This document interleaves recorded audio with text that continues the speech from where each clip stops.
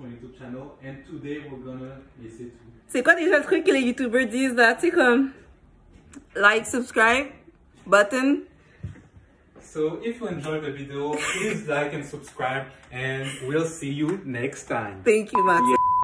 Hello. Donc aujourd'hui, je fais une vidéo. Maxence? Hey, what's up everybody? This is Anissa's channel, and today we're gonna talk about my hair. So the video is done. Thank you for watching. Please like and subscribe if you enjoyed, and see you next time. Cut. Hello. Hello. Hi. Bonjour. So, salut guys, bienvenue officiellement sur ma chaîne YouTube. Donc aujourd'hui, c'est ma genre de vidéo d'intro. J'en ai déjà fait 2 autres, mais...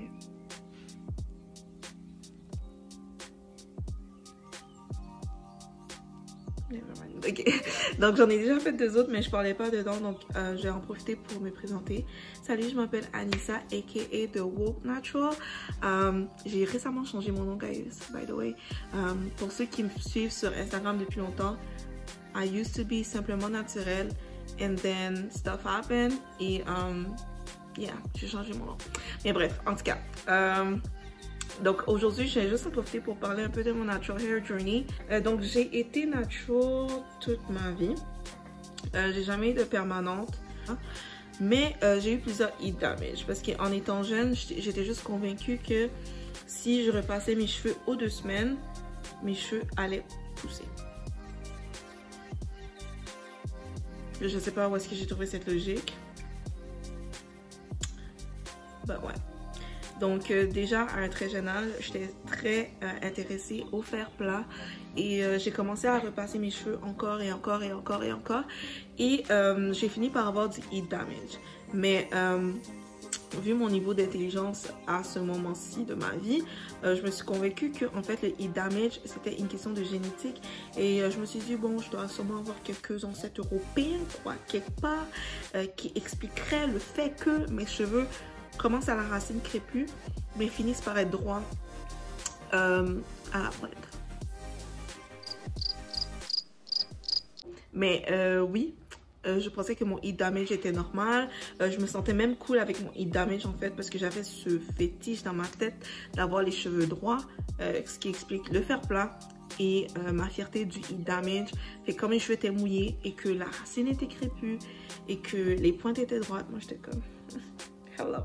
Hello, hello, hate me if you want to, cause I'm pretty and stuff. Bruh. But yeah, j'ai fini par découvrir que c'était du heat damage un peu plus tard dans mon histoire et j'ai fini par les couper, obviously. Mais ça a pris un petit bout en fait.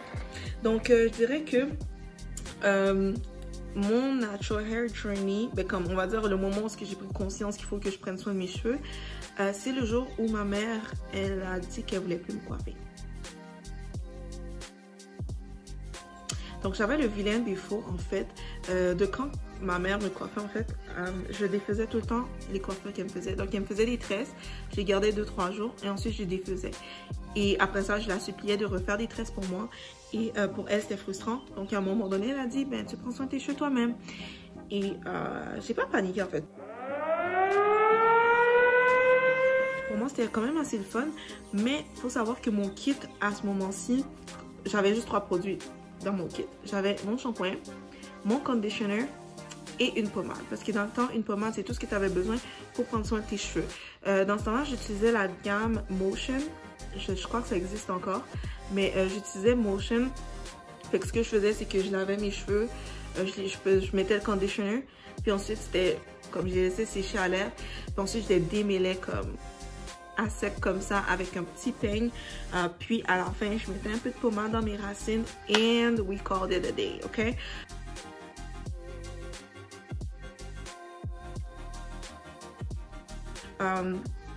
Et bien sûr mes cheveux n'ont pas poussé comme ça.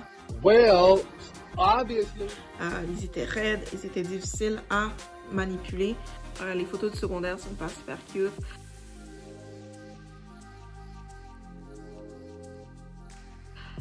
So, ouais, c'est ça. Puis à un moment donné, je suis partie avec ma famille en fait aux États-Unis et je suis rentrée dans un beauty supply store et j'ai dit du peu d'anglais que je connaissais, hair grow. hair growth, please, ok? Et la dame, elle a compris que je voulais faire pousser mes cheveux et elle m'a dirigée vers l'huile de castor. Pour ceux qui me connaissent, encore aujourd'hui, je parle religieusement de l'huile de castor. J'en utilise encore beaucoup. Et en fait, c'est de là que ça sort. Elle m'a dit ça d'en mettre 2 fois par jour dans mes cheveux et que ça allait aider mes cheveux à pousser. Et c'est tout ce que j'ai pris dans le Beauty Supply Store. Donc, j'ai remplacé en fait la pommade Motion par de l'huile de castor. Et j'en mettais tous les jours. Tous les jours, guys. Tous les jours. Guys, mes cheveux étaient tellement huileux, mais j'en mettais quand même tous les jours. And you know what? My hair actually grew, okay? So yeah, ma tête était vraiment huileuse. J'avais vraiment la phobie de coller ma tête sur une fenêtre ou sur quelqu'un et de voir des marques d'huile. But my hair grew, okay? That was the first step. Maintenant, je fais plus ça, but that was the first step in my hair growth, okay? So don't judge me. So j'ai commencé à utiliser l'huile de castor, puis ensuite, j'ai commencé à faire des petites tresses.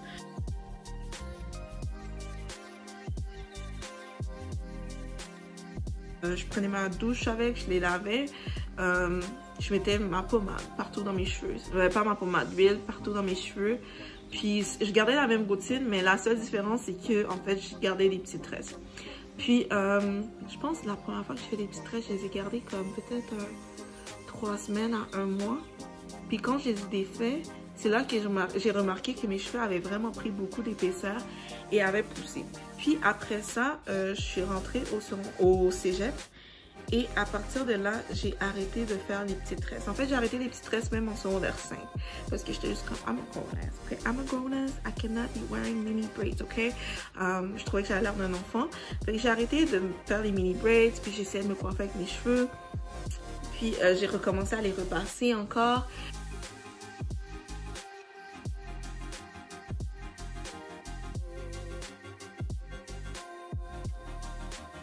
And then j'ai eu du heat damage encore que j'ai coupé et que yeah, bref, it was a whole mess. Mes cheveux durant mes années de cégep, secondaire 5 cégep, ils ont pas poussé plus que ça. Like, j'ai peut-être gagné quelques centimètres.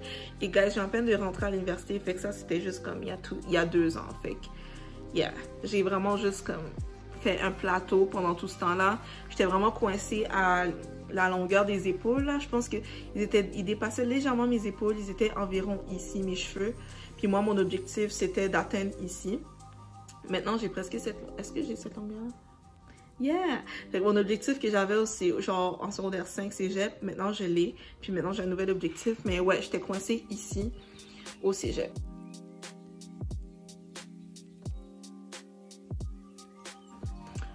Puis à partir de là, j'ai commencé à prendre soin de mes cheveux, à les laisser tranquilles, à prendre soin des pointes.